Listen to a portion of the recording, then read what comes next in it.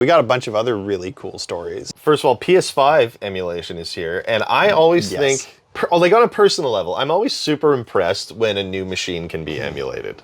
You know, and like granted, PS5 is not new. It's also an x86 machine, It's the most current, but it's definitely not new. It's not like N64 emulation where you're trying to figure out how to replicate this custom-built CPU, right? Like you can run Windows on PS5 hardware. Yeah, yeah. You see all those boards that have been released that like clearly didn't pass QA? You buy them like China Direct and you get essentially a PS5 board, but like it might only have, 2 of the cores might be not working, or, you know, or maybe the onboard graphics DIY PS5. Yeah, but then you can like put all sorts of different software on there. So with PS5 emulation, I think it's more about translation than it is like having to properly emulate.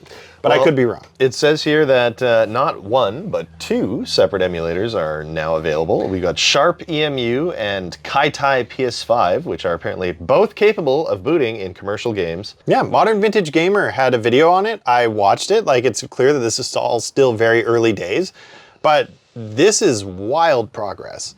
Like, this is so soon. Yeah, it's current generation stuff. You're right. Like, it's just normally we have to wait.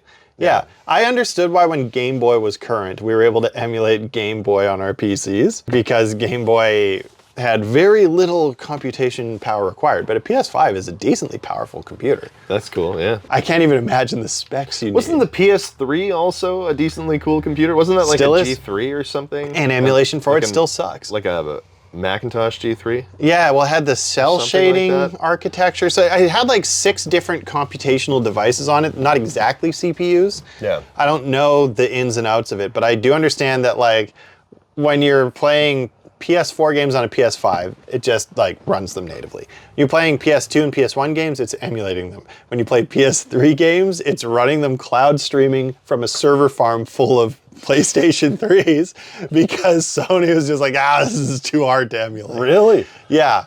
Well, no way. They were wildly powerful computers for the time, and because they had all these different instructions that could be handled by different things, they were wildly difficult to properly program for. So a lot of games, what they do is they program for Xbox 360, which was DirectX, and then they would just port that to PS3 and everything would basically just run on like 1 core, and that's why PS3 games that were Xbox 360 ports kind of ran like crap.